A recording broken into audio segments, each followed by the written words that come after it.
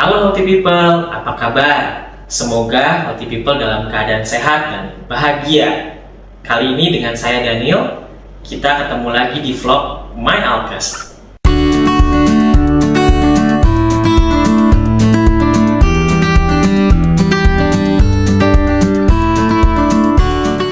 Pada episode kali ini, kita akan membahas mengenai perbedaan alat nebulizer dan inhaler. Bagi para penderita asma dan batuk alergi, tentu alat nebulizer dan inhaler sudah tidak asing lagi. Pada saat serangan sesak napas atau asma, maka dibutuhkan terapi cepat yang langsung bekerja di paru-paru. Obat dapat diberikan, tetapi obat bekerja lebih lambat dibandingkan nebulizer atau inhaler, karena obat akan melalui sistem pencernaan di lambung. Kemudian masuk ke sirkulasi darah, baru bekerja di paru-paru. Membutuhkan waktu sedikitnya setengah jam untuk menimbulkan efek obat sesuai yang diinginkan.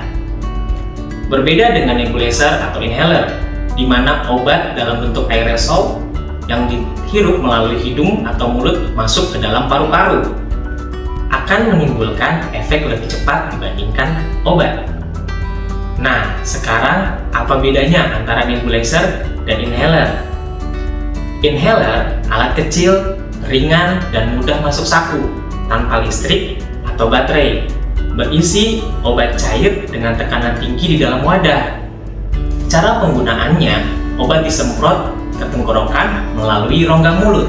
Berbarengan dengan pasien menarik nafas dalam-dalam dan menahannya 5-10 detik.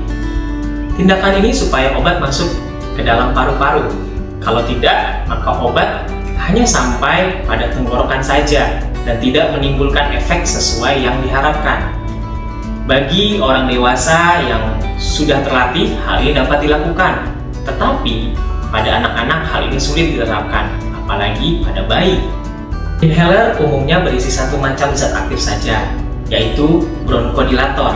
Namun, ada juga yang ditambahkan zat kortikosteroid. Sedangkan dalam nebulizer, alat lebih besar dan membutuhkan listrik untuk menjalankan fungsinya. Tapi ada yang berukuran kecil dan menggunakan baterai yang dapat di-charger ulang.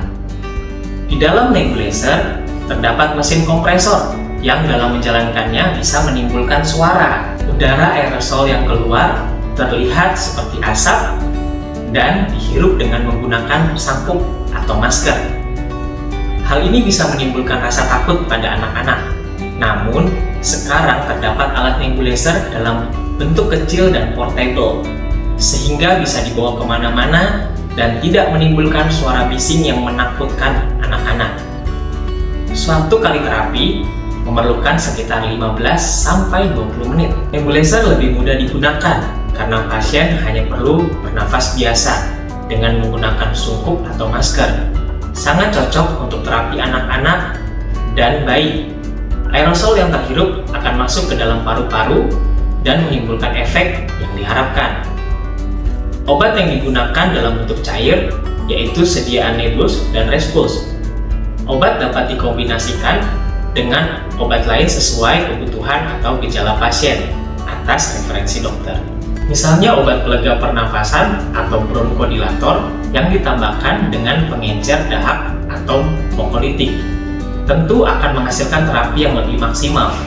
Bahkan beberapa jenis antibiotik seperti amphotericin B, ceftazidime, gentamicin, dan amikacin dapat diberikan melalui nebulizer. Nebulizer biasanya digunakan sebagai terapi penyakit-penyakit seperti asma, penyakit paru obstruktif kronis, batuk pilek, bahkan sinusitis. Nah, Healthy People, kesimpulannya adalah alat inhaler lebih kecil, praktis, namun pemakaiannya terbatas pada orang dewasa dan penyakit asma.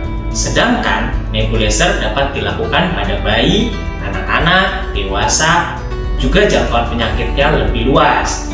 Oke Healthy People, demikian informasi yang bisa saya sampaikan. Salam sehat!